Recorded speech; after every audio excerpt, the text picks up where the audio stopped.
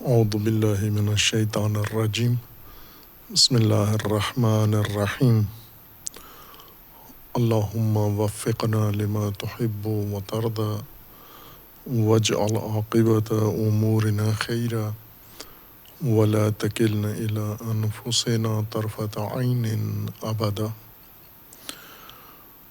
رب ادخلنی مدخل صدق واخرجنی مخرج صدق واجعل لی من لدنک سلطانا نصیرا۔ سورہ مبارکہ بقرہ آیات کریمہ۔ وقلنا یا آدم اسکن انت وزوجک الجنہ وکلا منہا رغدا حیث شئتما ولا تقربا هذه الشجرة فتکونا من الظالمین۔ فأزلهما الشیطان عنہا فأخرجہما مما کانا فیہ وقلنا اہبطوا بعضکم لبعض عدو وَلَكُمْ فِي الْأَرْضِ مُسْتَقَرٌّ وَمَتَاعٌ إِلَىٰ حِينٍ۔ فَتَلَقَّىٰ آدَمُ مِن رَّبِّهِ كَلِمَاتٍ فَتَابَ عَلَيْهِ إِنَّهُ هُوَ التَّوَّابُ الرَّحِيمُ۔ قُلْنَا اهْبِطُوا مِنْهَا جَمِيعًا فَإِمَّا يَأْتِيَنَّكُم مِّنِّي هُدًى فَمَن تَبِعَ هُدَايَ فَلَا خَوْفٌ عَلَيْهِمْ وَلَا هُمْ يَحْزَنُونَ۔ اللہ تبارک و تعالیٰ نے خلقت آدم میں اور خلقت انسان میں مرحلہ وار قرآن کریم میں رہنمائی فرمائی ہے۔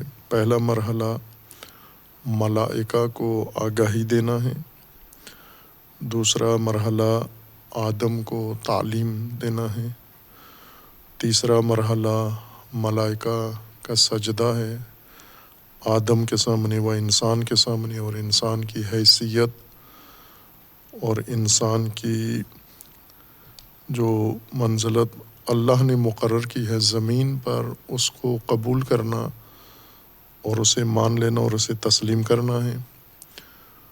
اور پھر ابلیس کا انکار ہے تسلیم ہونے سے، اور پھر اس کے بعد کے مرحلہ میں آدم کو حکم دیا جاتا ہے جنت میں سکونت کا۔ جنت سے مراد وہ باغ اور رہائش گاہ جو آدم کے لیے، انسان کے لیے اللہ نے آمادہ کی تھی، پہلے سے آمادہ تھی، اور اس کے اندر آدم کو سکونت کا حکم دیا، جس کے اندر انسان کی ضرورت کی ہر چیز وافر اور فراوان مقدار میں موجود تھی۔ جہاں پر اس میں انسان کی ضروریات اللہ تبارک و تعالیٰ نے فراہم کی ہیں، اس کے اندر ممنوع چیزیں جو انسان کے لیے نقصان دہ ہیں، مضر ہیں،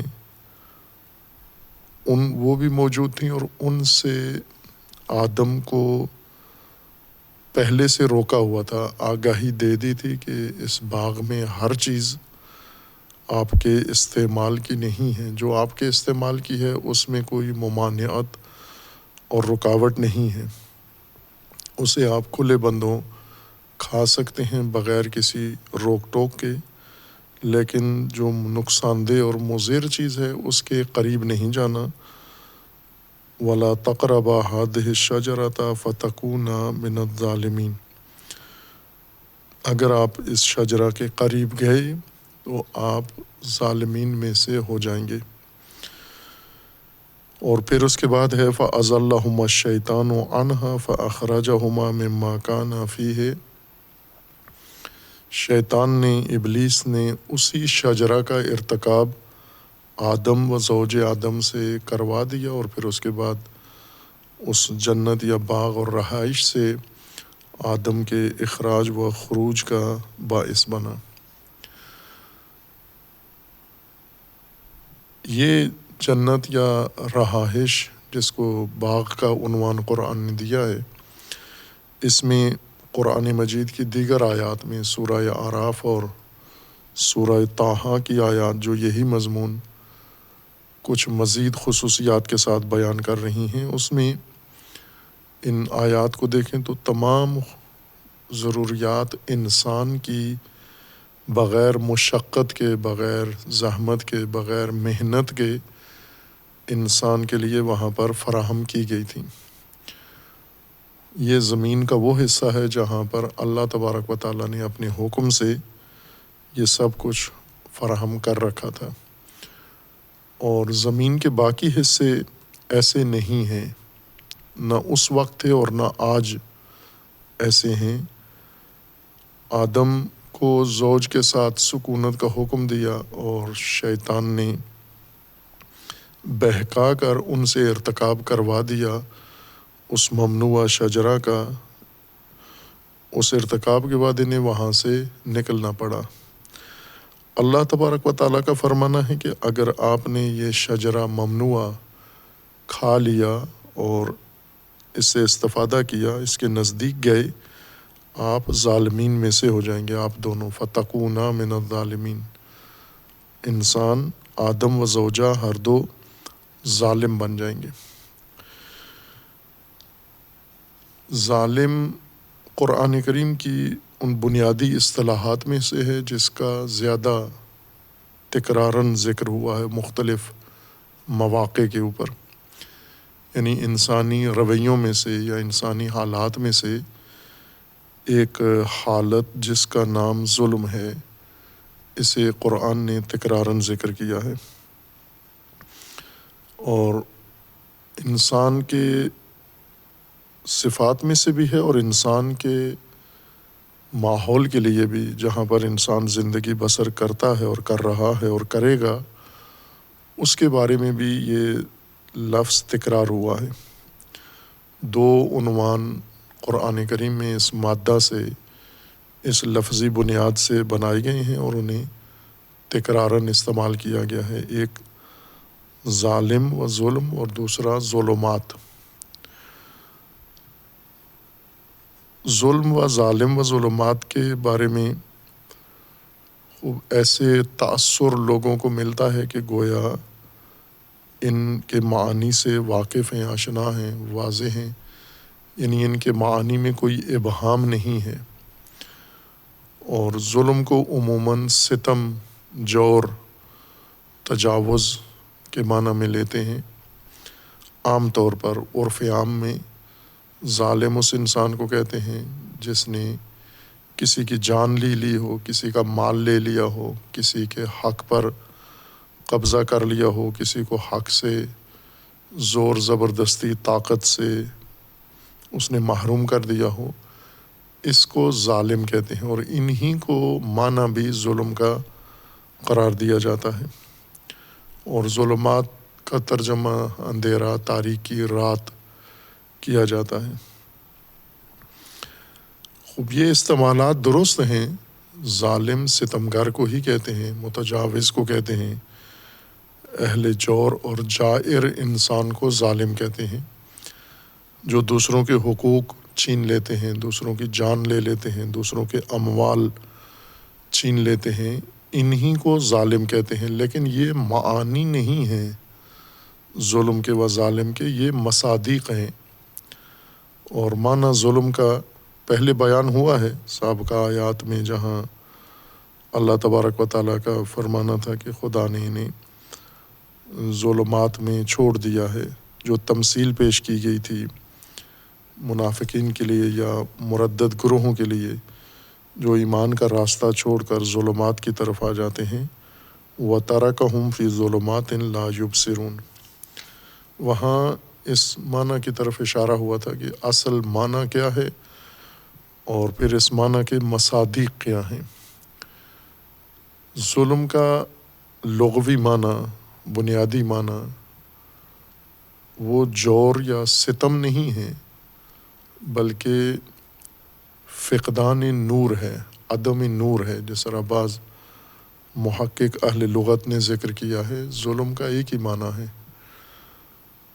خواہ وہ مادہ ظلم کا ظالم میں لحاظ کیا جائے یا ظلمات میں لحاظ کیا جائے، دو لفظ یا دو معنی نہیں ہیں، ایک ہی معنی ہے ظلم کا، اور وہ ہے عدم نور، نور کا نہ ہونا۔ اور نور کا نہ ہونا اس کا مطلب ہوتا ہے تاریکی، اندھیرا۔ اور باقی جو معانی کے طور پر بیان کیے گئے ہیں یا استعمالات ہیں لفظ ظالم کے، یہ عدم نور یا تاریکی کے لوازمات میں سے ہیں، نہ خود معنی ہیں بلکہ معنی کے متعلقات میں سے ہیں اور معنی کے لوازمات میں سے ہیں۔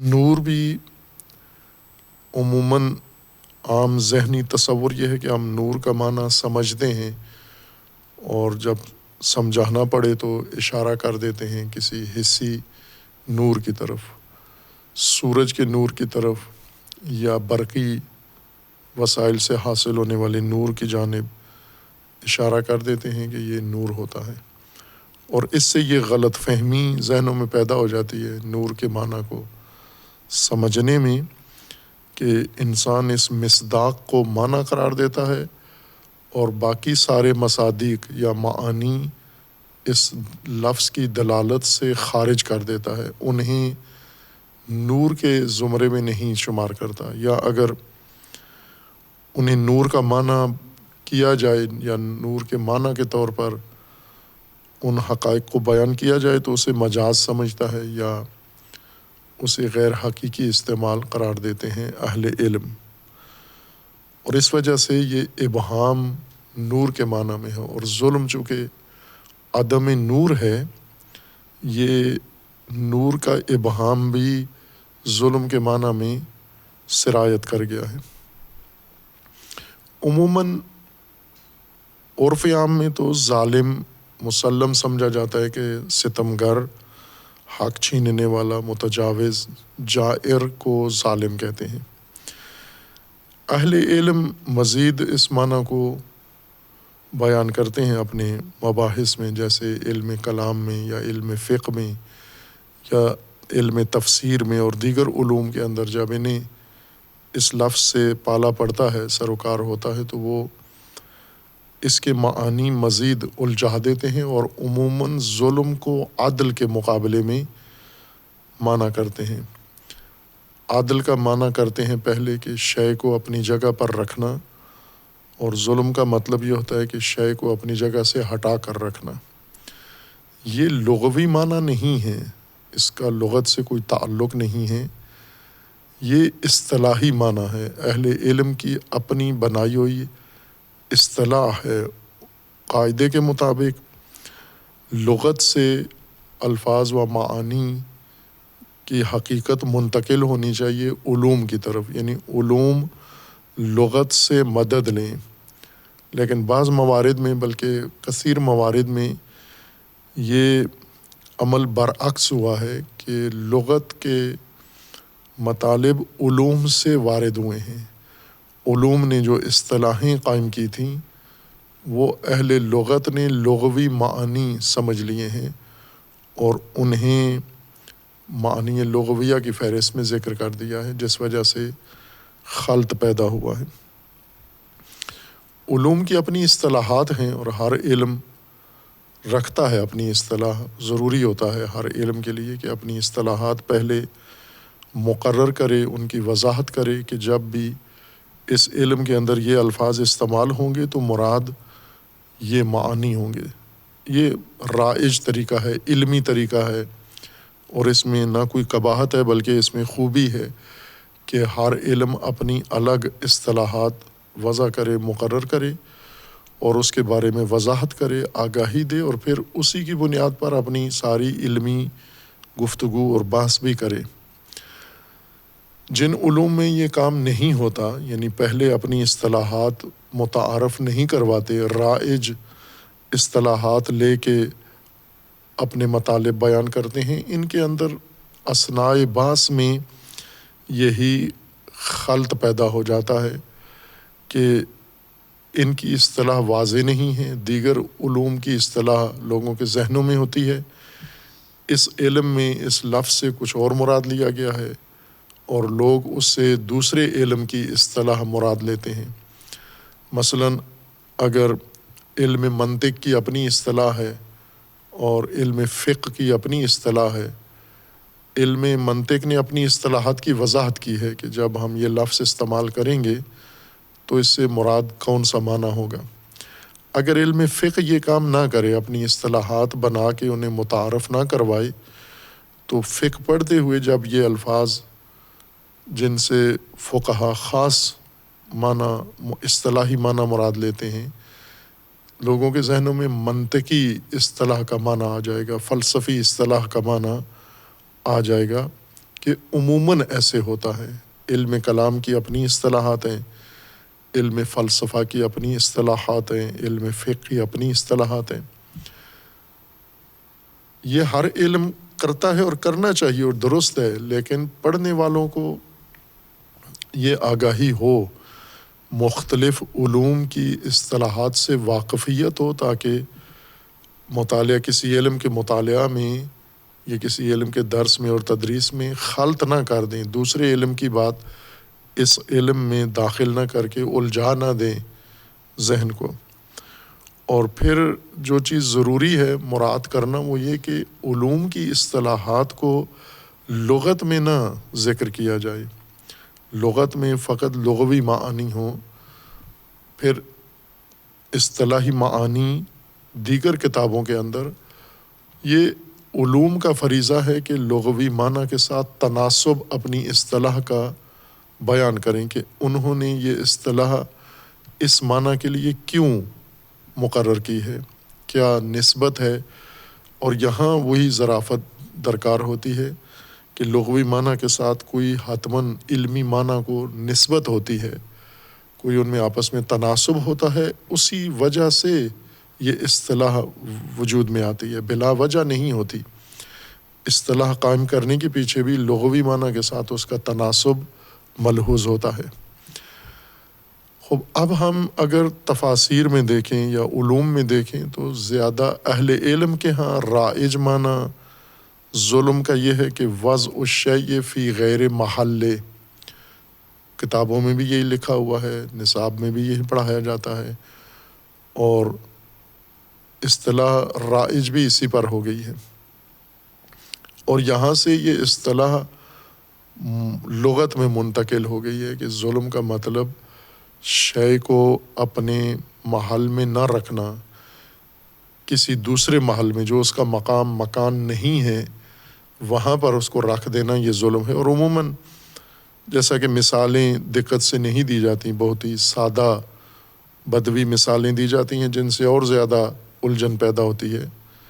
عموماً طلاب کو اساتذہ جب لوگ ظلم کا یہ معنی بتاتے ہیں تو وہ یہ بتاتے ہیں جیسے کوئی انسان جوتا سر پہ رکھ لے تو اس کو ظلم کہتے ہیں، اور اس میں کوئی ظلم نظر نہیں آتا کسی کو بھی۔ اگر کوئی شخص رکھنا چاہتا ہے کسی بھی وجہ سے جوتا سر پہ تو اس میں کون سا ظلم ہے، اس میں کیا مشکل کیا پیش آئی ہے۔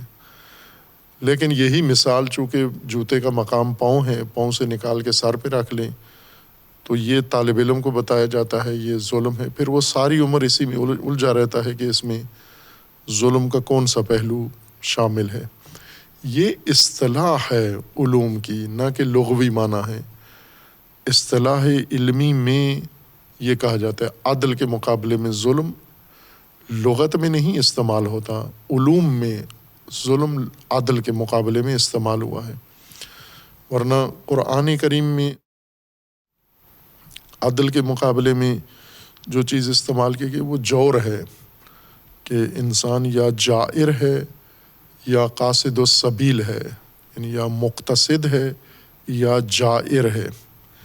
اس طرح دیگر جو اصطلاحات ہیں، البتہ تقابل ہے، عدل و ظلم کا آپس میں تقابل ہے، لیکن پہلے ان کے لغوی معنی سے آشنا ہو جائیں، پھر ان کے اصطلاحی معنی سے آشنا ہوں، پھر ہم تقابل کو سمجھ سکتے ہیں کہ کیوں ان میں آپس میں تقابل ہے۔ ظلم کا لغوی معنی ایک ہی ہے جو تمام اہل لغت نے ذکر کیا ہے، وہ نور کا نہ ہونا ہے۔ فقدان نور کو ظلم کہا جاتا ہے، اور جس طرح نور کی کمی کو ذل کہا جاتا ہے، نور کے نہ ہونے کو ظلم کہا جاتا ہے۔ نور جیسا عموماً حسی مصداق کے ذریعے سے نور سمجھا اور سمجھایا جاتا ہے، جیسے بجلی سے حاصل ہونے والا نور، یا سورج سے حاصل ہونے والا نور، یا شمع سے حاصل ہونے والا نور۔ سب کے ذہنوں میں نور یہ بیٹھا ہو کہ اس کو نور کہتے ہیں، یہ روشنی نور ہے۔ نور بھی ایک اصطلاح ہے، لغت عرب کی اصطلاح ہے، اور اس کا بھی ایک معنی ہے۔ مصادیق اس کے یہ سارے مصادیق ہیں، لیکن اس کا معنی ہے ظہور۔ نور کا مطلب ہوتا ہے ظہور و اظہار، جو چیز ظاہر ہو اور اظہار کرے، خود ظاہر ہو اور دوسری چیزوں کو ظاہر کرے، اس کو نور کہتے ہیں لغت میں۔ اور اسی سے لفظ نار بھی بنا ہے۔ البتہ بعض اہل لغت نے نور اور نار کے بنیادی معنی میں فرق کیا ہے کہ نور اور مادہ ہے اور نار اور مادہ ہے، لیکن بعض اہل لغت کے مطابق دونوں کا ایک ہی مادہ ہے، نور اور نار کا، کہ نار میں احراق، جلانا، تپش ملحوظ ہوتا ہے، اور نور میں ظہور و اظہار مد نظر ہوتا ہے۔ نور کا مطلب ہوتا ہے ظاہر اور اظہار، یہ دونوں خاصیتیں اس کی معنی کی حقیقت ہیں، معنی کی ضروری شرط ہیں۔ یہ اگر ظہور نہ ہو تو لا محالہ اظہار بھی نہیں ہے، اور ظہور ہو اظہار نہ ہو یہ بھی نور نہیں ہے۔ نور دونوں خاصیتیں باہم اس کے اندر موجود ہوں، ظہور و اظہار۔ ظہور و اظہار کے اندر یہ خاصیت پائی جاتی ہے کہ جب ہم کہتے ہیں ظہور تو اس میں خواہ نخواہ یہ چیز مسلم ہوتی ہے کہ کوئی دوسری چیز نور کے علاوہ ایسی کوئی حقیقت ہے یا کوئی مخلوق ہے، کوئی موجود ہے جس کے لیے ظہور ہو رہا ہے۔ ظہور کسی کے لیے ہوتا ہے۔ اگر کوئی شے نہ ہو جس کے لیے ظہور ہو تو ظہور کا معنی بنتا ہی نہیں ہے، تصور ہی نہیں ہوتا۔ ظہور کسی کے لیے ہوتا ہے ہمیشہ، ایک شے کا ظہور دوسری شے کے لیے۔ اور اظہار بھی اسی طرح سے ہے۔ اظہار کے لیے، ظہور کے لیے دو چیزیں ہوں تو ظہور کا معنی پیدا ہوتا ہے۔ ایک شے جو ظاہر ہو، دوسری شے جس کے لیے یہ ظاہر ہو، جس کے لیے نمودار ہو۔ اور اظہار کے لیے تین چیزوں کی ضرورت ہے۔ ایک اس ظہور نور کی ضرورت ہے جو اس ظہور ظاہر ہو، دوسرا ایک شے جس کو یہ ظاہر کرے، اور تیسری چیز جس کے لیے یہ ظاہر کرے۔ مثلاً اس وقت یہی نور حسی جو جس سے انسان کا سروکار ہے، سورج سے حاصل ہوتا ہے، برقی چراغوں سے حاصل ہوتا ہے، باقی منابع سے حاصل ہوتا ہے۔ اس میں یہ دونوں خاصیتیں ہیں۔ ظہور یعنی نور ظاہر ہے، کس کے لیے؟ ان موجودات کے لیے جن کی آنکھیں ہیں۔ نابینا کے لیے کوئی ظہور نہیں ہے، کوئی نور نہیں ہے۔ یہ حسی نور کی بات ہو رہی ہے کہ نابینا جس کی آنکھ نہیں ہے، بینائی نہیں ہے، جو کچھ دیکھ نہیں سکتا، اس کے لیے نہ نور ظاہر ہوتا ہے اور نہ نور کسی چیز کو اس کے لیے اظہار کرتا ہے۔ بینا جس کی آنکھیں ہیں اور بینائی ہے ان آنکھوں کے اندر، اس کے لیے نور بھی ظاہر ہوتا ہے، اور نور اپنے علاوہ دیگر حقائق جو نور کی زد میں آ کر ظاہر ہو سکتی ہیں، قابلیت ہے ان کے اندر۔ نور ان کے اندر جب پڑتا ہے منعکس ہوتا ہے نور اس دیکھنے والے بینا انسان کے لیے، وہ جاندار ہو، وہ ممکن ہے کوئی حیوان ہو، ممکن ہے پرندہ ہو، ممکن ہے انسان ہو، یا دیگر کوئی مخلوق یا کوئی بھی ہو جو نور کے انعکاس کا مشاہدہ کر سکتا ہے، جس کے اندر بصارت ہو و بصیرت ہو اور مشاہدہ ہو اس ظہور کا اور اس اظہار کا، قوت مشاہدہ ہو، اس کے لیے یہ چیزیں ظاہر ہوں گی۔ بس نور کی حقیقت یہ ہے کہ نور ظہور ہے کسی دوسری شے کے لیے اور اظہار ہے کسی شے کا دوسری شے کے لیے، اس کو نور کہتے ہیں ہم۔ اگر یہ نہ ہو، یہی چیز جب نہ ہو، اس کو ظلمت کہتے ہیں، ظلم کہتے ہیں اس کو، یعنی ظہور نہ ہو اور اظہار نہ ہو، اسی کو کہتے ہیں تاریکی، اندھیرا، اور جو اس کے مختلف نام ہیں، جیسے رات کہتے ہیں ہم۔ رات، لیل مساوی نہیں ہے معنی ظلم کے یا ظلمت کے، لیکن رات کو جو چیز انسان محسوس کرتا ہے وہ نور کا نہ ہونا ہے۔ نور کا نہ ہونا رات کے عالم میں، اس زمانے میں۔ رات اصل میں عدم نور کا نام نہیں ہے، ایک زمانے کا نام ہے۔ ایک زمانہ ہے جو دن کہلاتا ہے اور ایک زمانہ رات کہلاتا ہے۔ یہ دونوں زمانے کی حدود اور زمانے کی خصوصیات ہیں۔ مثلا صبح سورج طلوع ہونے سے سورج غروب ہونے کے درمیان کا زمانہ یہ نہار کہلاتا ہے عربی میں، اور سورج غروب ہونے سے لے کر سورج طلوع ہونے کے درمیان کا زمانہ لیل کہلاتا ہے۔ لیکن اس زمانے میں لیل، جس کو رات کہتے ہیں، نور نہیں ہوتا، رات میں اندھیرا ہوتا ہے۔ رات زمانہ ہے، اندھیرا ایک کیفیت کا نام ہے یا نور کے فقدان کا نام ہے۔ اندھیرا اور رات مترادف نہیں ہیں۔ رات ظرف ہے زمانی، اس ظرف کے اندر یہ اندھیرا چھا جاتا ہے یا نور کا ختم ہو جاتا ہے۔ نور کا نہ ہونا یہ ظلم ہے۔ اب چونکہ ظلم نور کے فقدان کو کہتے ہیں، جہاں نور نہیں ہوگا وہاں ظلم کا لفظ و معنی متصور ہے، قابل تحقق ہے۔ خوب اس بنا پر پہلے انسان نور کو سمجھے کہ نور کی حد کتنی ہے۔ نور یعنی ظہور و اظہار، اس کا دائرہ کتنا وسیع ہے۔ نور جسے ہم مانوس ہے، نور حسی ہے، یہ سب سے کمزور ترین نور ہے۔ یعنی اس کے اندر یہ دونوں خاصیتیں، ظہور و اظہار، بہت ہی محدودیت ہے اس کے اندر، اس نور میں۔ شدید بھی ہو تو بھی اس میں محدودیت ہے۔ وہ محدودیت دو پہلوؤں سے ہے۔ ایک پہلو یہ ہے کہ یہ نور جن چیزوں کو ظاہر کرتا ہے، حسی نور، سورج کا نور یا برقی چراغوں کا نور، ایک تو ہر حقیقت کو ظاہر نہیں کرتا، ہر چیز کو ظاہر نہیں کرتا، فقط رنگ کو ظاہر کرتا ہے۔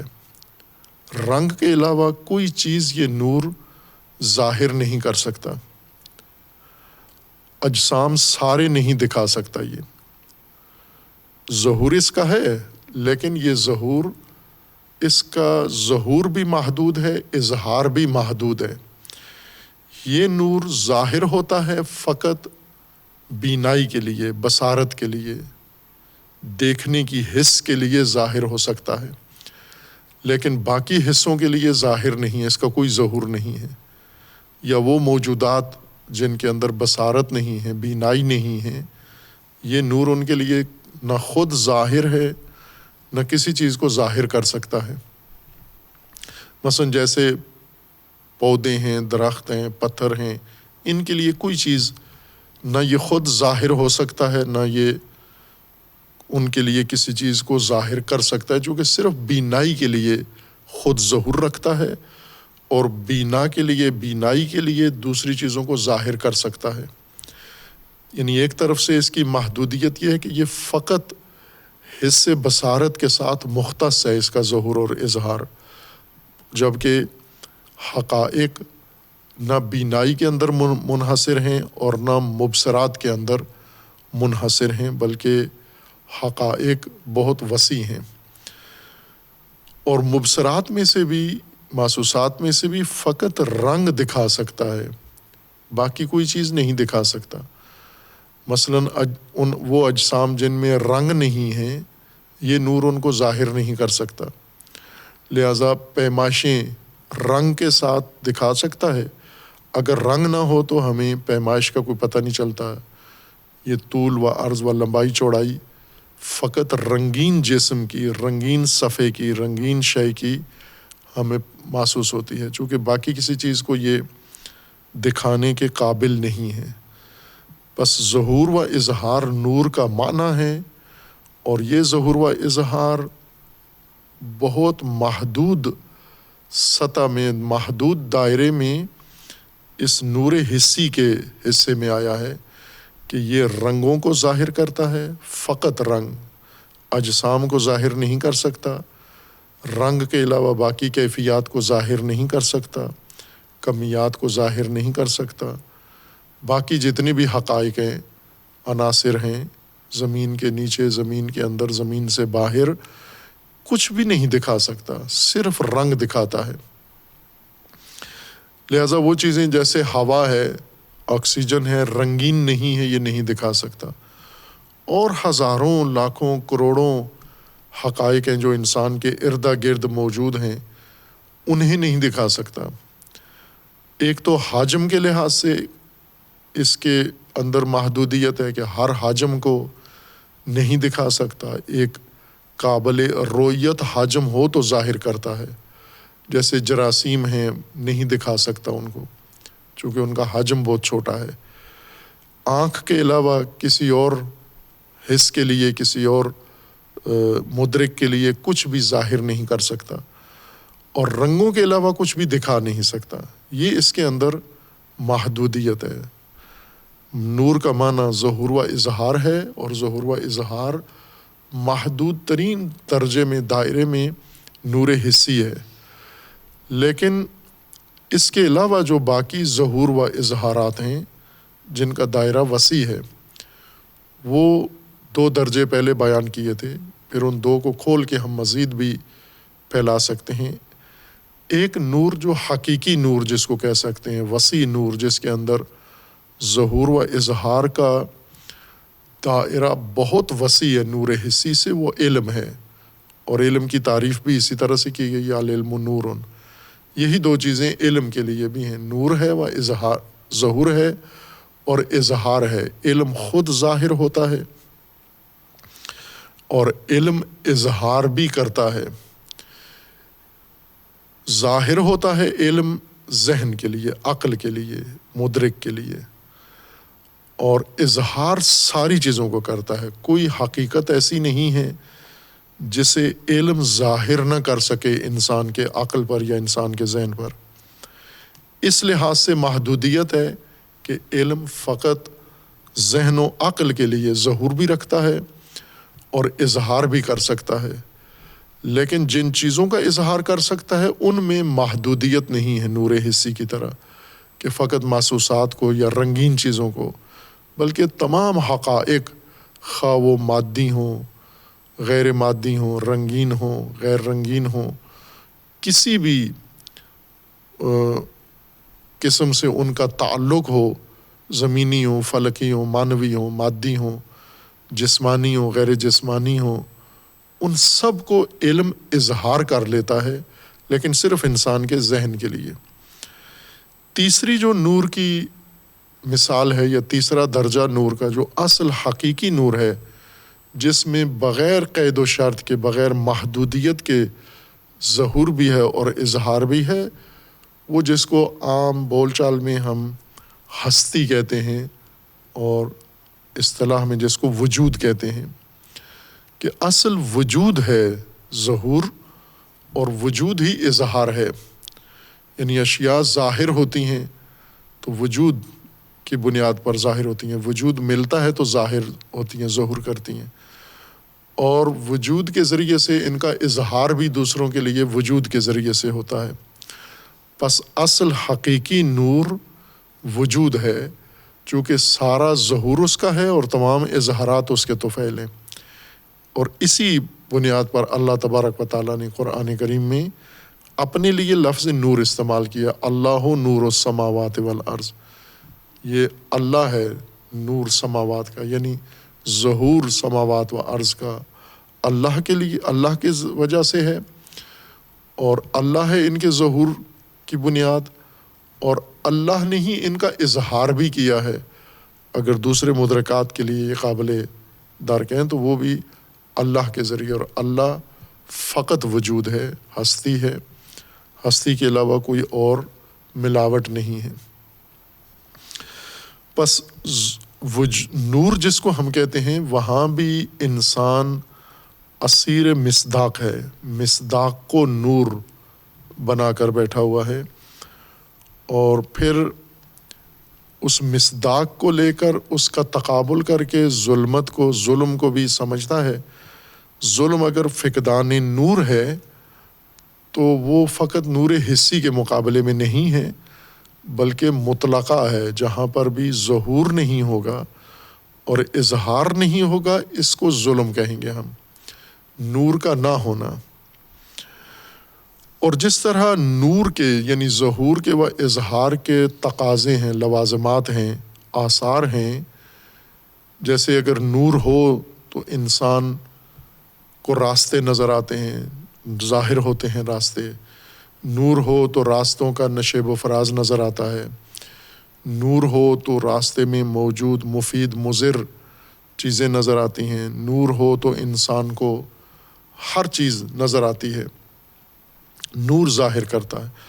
اور اگر نور نہ ہو تو یہ چیزیں دکھائی نہیں دیتی۔ اب اگر ایک انسان ہو اور نور ہو اس کے پاس، جیسا قرآن نے اس مثال میں ذکر فرمایا ہے کہ مثلہم کمثل الذی استوقد نارا فلما اضاءت ما حولہ ذہب اللہ بنورہم وترکہم فی ظلمات لا یبصرون۔ ان لوگوں کی مثال ہے، زندگی کیسے گزار رہے ہیں؟ بغیر نور کے زندگی گزار رہے ہیں، اور نور کی کمی کا جب احساس ہوتا ہے، نور کی کمی پورا کرنے کے لیے جب کوئی کوشش کرتے ہیں تو بجائے نور کی طرف جانے کے نار کی طرف چلے جاتے ہیں، نار کا سہارا لے لیتے ہیں، اور نار کو نور کا جانشین بنا کر پھر زندگی گزار رہے ہوتے ہیں، اور وہ زندگی نار کی وجہ سے جو انہیں نور ملتا ہے وہ دھوکہ ہے، اور یہ پھر اس کے بعد دوبارہ ظلمات میں گرفتار ہو جاتے ہیں۔ صم بکم عمی فہم لا یرجعون۔ یہ مثال دی ہے قرآن نے ان لوگوں کی زندگی جو نور سے نکل کر ظلمات میں زندگی گزارتے ہیں۔ نور سے مراد یعنی وہ حقائق جو اللہ تبارک و تعالیٰ نے ان کے لیے رکھے ہیں، وہ ان پر ظاہر نہیں ہیں۔ کون ظاہر کرتا ہے؟ علم، ہدایت، وحی، قرآن، انبیاء، ائمہ، اور عقل، دلیل، مشاہدہ، تجربہ، یہ نور کے منابع ہیں، یہاں سے انسان کو نور نصیب ہوتا ہے۔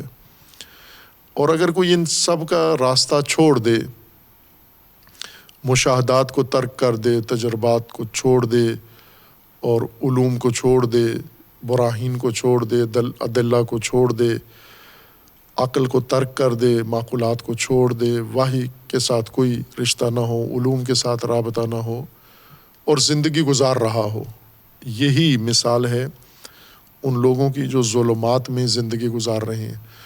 اور جب ظلمات میں ظاہر نظر تو کچھ نہیں آتا، دکھتا تو کچھ بھی نہیں ہے، موجود سب کچھ ہے لیکن نظر کچھ نہیں آتا، تو ہر قدم پہ ٹکرا جاتے ہیں، گر جاتے ہیں، لغزش کھاتے ہیں۔ جس وقت بھی ان کو کوئی مشکل پیش آتی ہے تو اس وقت احساس ہوتا ہے نور کا کہ نور نہیں ہے، ہم ظلمت میں ہیں۔ ظلمت سے نکلنے کے لیے نار کا سہارا لے لیتے ہیں، پھر بھی نور کی طرف نہیں آتے۔ کہ یہاں پر بھی قرآن کریم نے اس گزشتہ آیت 17 میں سورہ بقرہ میں نور کے ظلم کے مقابلے میں یا ظلمات کے مقابلے میں عدل نہیں ذکر کیا، نور ذکر کیا ہے، اور نور کا تقابل ظلمات سے کیا ہے، چونکہ دونوں کا معنی متقابل و متضاد ہے۔ نور ظہور و اظہار کو کہتے ہیں، اور ظلمت فقدان نور، عدم نور کو کہتے ہیں، یعنی ظہور و اظہار کے نہ ہونے کو ظلمت کہتے ہیں۔ اسی سے اصطلاح ظلم بھی رائج ہے، لغت میں ہی رائج ہے، یعنی عربی لغت میں ظلم یا ظالم اس انسان کو کہتے ہیں جو تاریکی میں ہو، ظلمت میں ہو۔ ظالم جو ظلمت کا شکار ہو گیا ہے، جس سے نور ختم ہو گیا ہے، نور غائب ہو گیا ہے، یا خود نور سے نکل کے تاریکی میں اپنے آپ کو لے آیا ہے، اور جب تاریکی میں آیا ہے تو اب اس کو دکھائی کچھ نہیں دے رہا، سوجھ نہیں رہا اس کو کہ میں یہاں کیا کروں۔ مثلا نہ راستہ نظر آتا ہے، نہ اس کو نقصان دہ چیز نظر آتی ہے، نہ مفید چیز نظر آتی ہے۔ ظالم کا مطلب یعنی تاریکی میں، ظلمتوں میں آیا ہوا شخص، گرفتار شخص۔ اب ظاہر ہے اس نے ظلمت میں رکنا تو نہیں ہے، متوقف نہیں ہو گیا۔ یہ بہتر تو یہ تھا کہ جو ہی نور جاتا ہے تو رک جائے انسان، جیسے ابھی ہمارے ملک میں ہماری قوم کے ساتھ ہوتا ہے کہ رات کو بجلی چلی جاتی ہے لوڈ شیڈنگ کی وجہ سے۔ جب بجلی چلی جاتی ہے تو جو آدمی جہاں ہوتا ہے وہیں رک جاتا ہے، کچھ نہیں رکتے، بجلی چلی جاتی ہے اور وہ پھر بھی چل رہے ہیں، تو کسی نالے میں، کھڈے میں، گٹر میں گر جاتے ہیں، کسی کھمبے سے، انسان سے، جانور سے، گاڑی سے ٹکرا جاتے ہیں، دیوار سے جا ٹکراتے ہیں۔ لیکن جو کھڑے رہتے ہیں، نور آنے کے منتظر ہوتے ہیں، وہ محفوظ رہتے ہیں۔ لیکن ظلمت کے اندر جو چلتے رہتے ہیں آگے، یہ یقیناً ٹکراتے ہیں، حتماً ٹکراتے ہیں۔ نور کے اندر انسان کو علم ہوتا ہے، آگاہی ہوتی ہے، دیکھ رہا ہوتا ہے، راستہ دیکھ رہا ہے، راستے کا دائیں بائیں حدیں دیکھ رہا ہے، اور اس راستے کے درمیان میں چلتا ہے انسان نور کے ہوتے ہوئے۔ جب نور نہیں ہوتا، ظلمت ہو جاتی ہے، اندھیرا ہو جاتا ہے، اور راستہ ہے، راستہ چل بھی رہا ہے، یہ فرق یہ ہے کہ حدیں نظر نہیں آ رہی۔ لہٰذا اندھیرے میں انسان یا دائیں چلا جاتا ہے یا بائیں چلا جاتا ہے، سیدھا راستہ طے نہیں کرتا، حد عبور کر جاتا ہے، حد کے اندر نہیں رہتا۔ چونکہ حد کے اندر رہنا اس وقت ممکن ہے جب حدیں نظر آ رہی ہوں، اور اگر حدود نامرئی ہو جائیں ظلمت کی وجہ سے، تاریکی کی وجہ سے، ان حدود کو مراعات کرنا ناممکن ہے۔ یقیناً انسان حد پھلانگ جاتا ہے، تجاوز کر جاتا ہے حدوں سے۔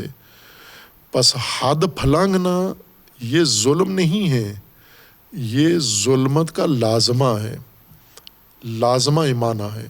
اصل ظلم ہے تاریکی میں سفر کرنا، تاریکی میں آ جانا، اندھیرے میں آ جانا، اور اندھیرے میں رہ کر کوئی قدم اٹھانا، وہ قدم جس کا حتمی نتیجہ حدود توڑنا ہے، کسی دوسرے کی حد میں داخل ہو جانا، کسی دوسرے کے حق میں داخل ہو جانا، کسی دوسرے کے حقوق پر تجاوز کرنا، یہ لازمہ ہے ظلمت کا۔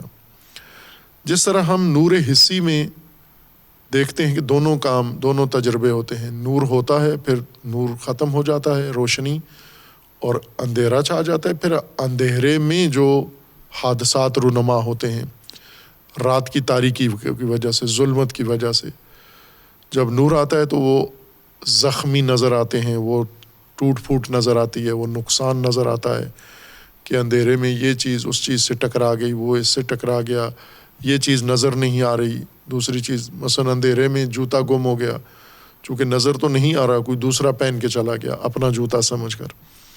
جب نور آتا ہے، روشنی آتی ہے، پھر یہ نقصانات سارے واضح ہو جاتے ہیں۔ ظلم کا مطلب یہی ہے، نور کا فقدان، نور نہیں رہا، حقیقی نور نہیں رہا۔ وہ پہلا نور جس کی وجہ سے انسان ظلمانی زندگی کا، ظالمانہ زندگی گزارتا ہے، اندھیرے کی زندگی، تاریک زندگی، اور پھر اس کے نقصانات و لازمات بھی ہوتے ہیں۔ اس وقت ہے جب انسان کو علم نہ ہو، یا علم ہو، اس علم کو نظر انداز کر دے، کالعدم قرار دے، اور اس علم کے ہوتے ہوئے انسان دیگر محرکات کی وجہ سے دوبارہ ظلمت کا راستہ اختیار کر لے۔ جیسے نور ہے، جس انسان کو کوئی جرم کرنا ہے، کوئی اشتہا ہے اس کے اندر، شہوت ہے، تو روشنی میں نظر آتا ہے، لوگ دیکھتے ہیں اس کو، لہٰذا یہ اپنے آپ کو تاریکی میں لے جاتا ہے، تاریک گلی میں، رات کو تاریکی کی گلی میں جا کر جرم کرتا ہے۔ اب یہاں اس وجہ سے ظلم نہیں، ظلمت میں نہیں گیا کہ نور نہیں ہے، نور سے گریزاں ہو کر گیا ہے، چونکہ نور میں اپنی خواہش کی تکمیل نہیں کر سکتا، لہٰذا اندھیرے کمرے میں چلا جاتا ہے، بند کمرے میں چلا جاتا ہے، اندھیری گلی میں چلا جاتا ہے، اوجل جگہ پہ جا کر جرم انجام دیتا ہے انسان۔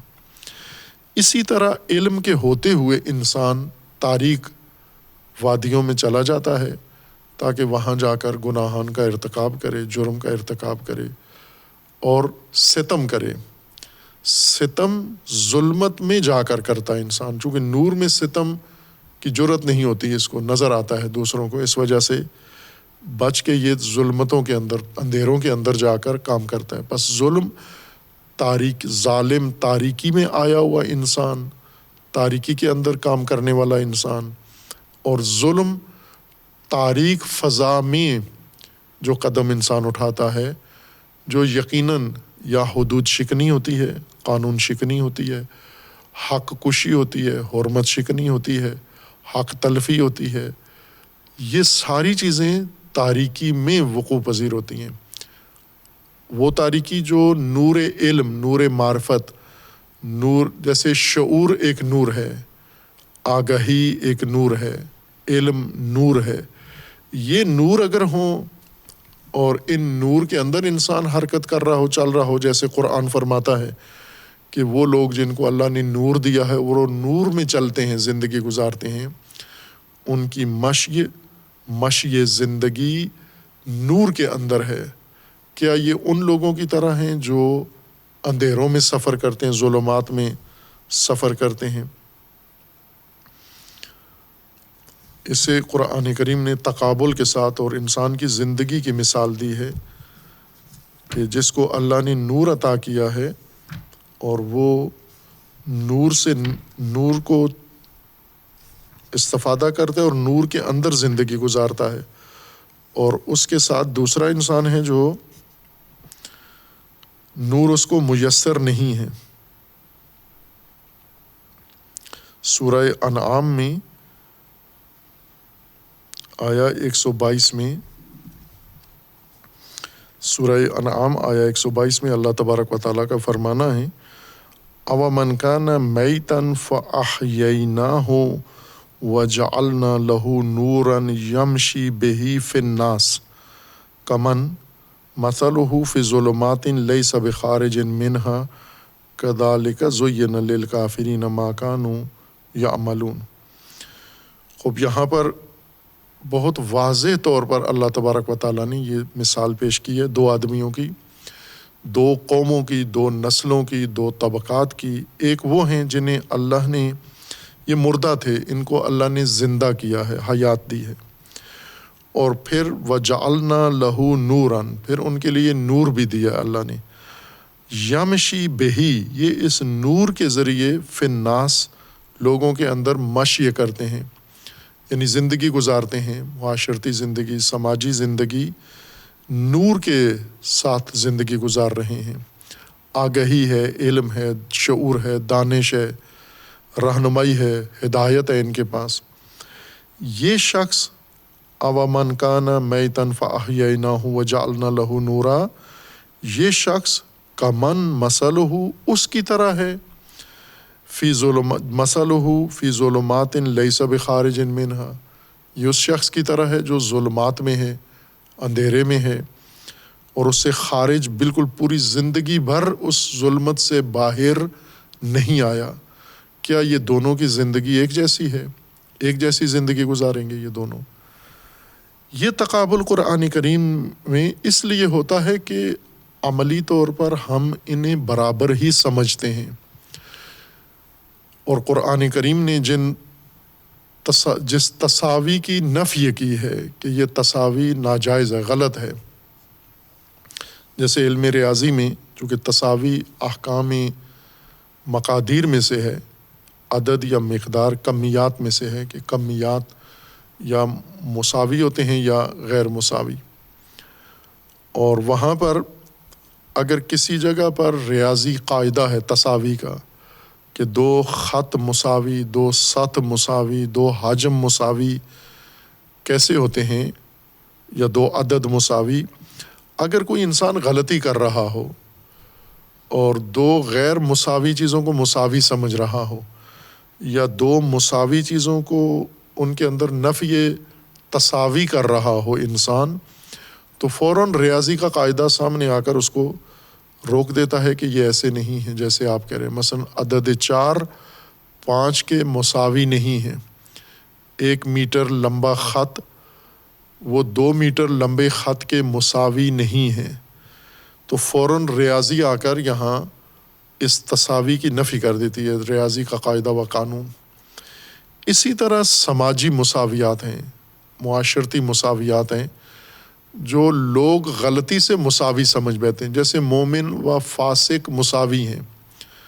قرآن کریم نے کہا نہیں ہے، افمن کان مومنا کمن کان فاسقا، کیا مومن و فاسق برابر ہیں؟ یعنی تمہارے نزدیک برابر ہیں، جیسا کہ آج جمہوریت میں برابر ہیں، مومن و فاسق برابر ہیں، کلچر میں آبائی دین میں برابر ہیں، کوئی فرق نہیں پڑتا۔ مومن بھائی اور فاسق بھائی دونوں خونی رشتہ ہے، بھائی ہیں دونوں، اور دونوں ایک جیسے ہیں، دونوں کے حقوق برابر، احترام، انسانیت، حق برابر ہے۔ قرآن اس تساوی کو قبول نہیں کرتا۔ یا جیسے مجاہدین ہیں اور بیکار معطل لوگ، فارغ لوگ جو کچھ بھی نہیں کرتے، لوگوں کے نزدیک کلچر میں برابر ہیں، ایک جیسے ہیں، لیکن قرآن کے نزدیک نہیں ہے کہ مجاہدین قائدین کے برابر نہیں ہیں۔ اسی طرح نور و ظلمت برابر نہیں ہے، اعمیٰ و بصیر برابر نہیں ہے۔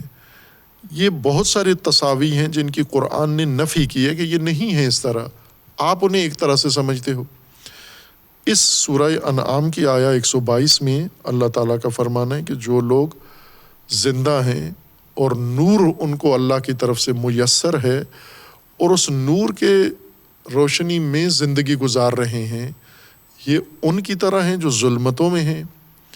لوگ اگر مال و منال، اموال دیکھیں تو کہتے ہیں بھلے ایک ہی جیسے دونوں ایک ہی محلے میں رہتے ہیں، دونوں کا بنگلہ ایک جیسا ہے، دونوں کے پاس گاڑیاں ایک جیسی ہیں، دونوں کا پیسہ ایک جیسا ہے، لیکن اللہ کا فرمانا ہے کہ نہ، ایک جیسے نہیں ہیں۔ جو نور میں زندگی گزار رہا ہے وہ اس کی طرح نہیں ہے جو ظلمتوں میں زندگی گزار رہا ہے۔ یہاں بھی نور و ظلمت کا تقابل ہے، تو ظالم اس کو کہیں گے ہم، یا قرآن ظالم اس کو کہہ رہا ہے جو نور میں زندگی نہیں گزار رہا۔ ظالم، نور ختم ہو گیا، نور کے بغیر زندگی گزار رہا ہے۔ نور کے بغیر جب زندگی گزارتا ہے تو حدود بھی توڑتا ہے، اللہ کی حدود بھی توڑتا ہے، لوگوں کی حدود بھی توڑتا ہے، تجاوز بھی کرتا ہے، تعدی بھی کرتا ہے، حدیں پھلانگتا ہے، ہر ممنوع کام، جرم انجام دیتا ہے تاریکی کے اندر جانے کی وجہ سے۔ اور یہ تاریکی جبری نہیں ہے، یہ وہ تاریکی ہے جو اس نے خود انتخاب کی ہے۔ یہ ظلمت اس کی انتخابی ہے، چونکہ علم حاصل نہیں کیا، ہدایت اس نے حاصل نہیں کی، اللہ کا کلام نہیں پڑھا، حکم خدا نہیں مانا، تو یہ عمدن اختیاراً ظلمت کو ترجیح دے کر ظلمت میں زندگی گزارتا ہے، نور کو چھوڑ کے، نور کو ترک کر کے زندگی گزارتا ہے۔ خوب یہ معنی ہے ظالم کا اور ظلمت کا۔ اب باقی جو خصوصیات اہل لغت نے، علماء نے ذکر کی ہیں، وہ اپنی جگہ درست باتیں ہیں ساری، لیکن اس فرق کے ساتھ کہ بنیادی معنی ظلم کا ستم یا جور نہیں ہے، بنیادی معنی ظلم کا نور کا نہ ہونا ہے۔ اور پھر ظلم و ستم جو ہوتا ہے، ظلم و جور، وہ لازمہ ہے ظلمت کا، ظلمانی تاریک زندگی کا تقاضا ہے، ٹکرانا اور حدیں پھلانگنا۔